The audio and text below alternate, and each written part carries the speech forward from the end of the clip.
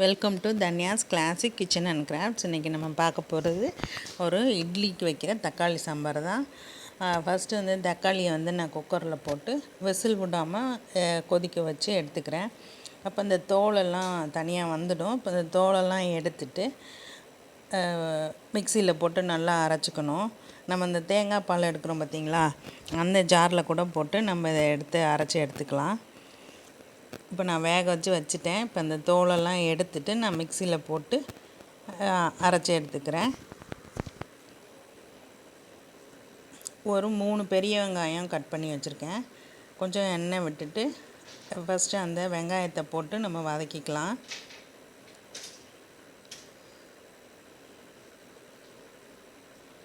சின்ன வெங்காயம் வேணாலும் போட்டுக்கலாம், இல்லை பெரிய வெங்காயம் போட்டுக்கலாம். கொஞ்சம் மஞ்சள்தூள் சேர்த்துக்கலாம். இப்போ நல்லா வதக்கிடலாம். இது வதங்கட்டும். அதுக்குள்ளே நம்ம மிக்சியில் அதை அரைச்சிட்டு வந்துடலாம்.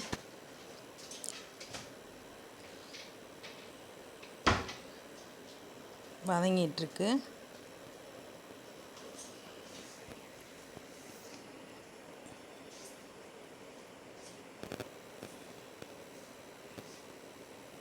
நான் ஒன்றும் அதில் காரத்துக்கு எதுவும் போடலை, வெறும் மஞ்சத்தூள் தான் போட்டிருக்கேன்.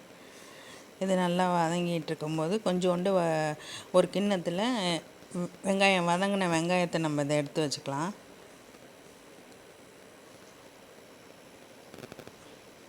இப்போ இதில் தண்ணியை விட்டுறலாம். வெங்காயம் வேகட்டும். அதுக்குள்ளார மிக்சியில் வந்து இந்த தக்காளியை போட்டு அரைச்சி எடுத்துக்கலாம். தனியாக போட்டோன்னா வடிகட்டணும். அதனால் நம்ம தேங்காய் பால் அரைக்கிற அந்த ஜாரில் போட்டு இதை அரைச்சிட்டு வெங்காயத்தோடு சேர்த்துடலாம். இப்போ இதுக்கு அரைக்கிறதுக்கு தேங்காய், வரமிளகா, ஜீரகம், பொட்டுக்கடலை எடுத்து வச்சுருக்கேன். நான் ஒரு 4 மிளகா எடுத்து வச்சுருக்கேன். உங்களுக்கு காரம் அதிகமாக வேணும்னு சொன்னால் இன்னும் கொஞ்சம் மிளகா நீங்கள் எடுத்துக்கலாம். வெங்காயம் வதங்கும்போது ஒரு குட்டி கிண்ணத்தில் எடுத்து வச்சோம் பார்த்திங்களா, அந்த வெங்காயத்தையும் இந்த தேங்காயோடு போட்டு அரைச்சிக்கணும். இப்போ அரைச்சிட்டு வந்தாச்சு. இப்போ கொதிச்சிட்ருக்க தக்காளி வெங்காயத்தில் இதை சேர்த்துடலாம். தேவையான உப்பு போட்டுக்கலாம்.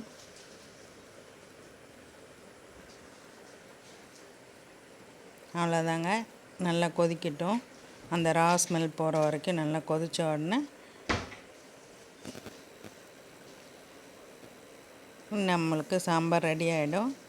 அதுக்குள்ளே தாளிக்கிறது என்னன்னு பார்த்துடலாம். சாம்பாருக்கு தாளிக்கிறதுக்கு எண்ணெய் விட்டுருக்கேன். அதில் 2 பச்சை மிளகா, கடுகு, ஜீரகம், 2 வரமிளகா காம்போடு போட்டிருக்கேன். அது பொரிஞ்ச உடனே இதோட சேர்த்துடலாம்.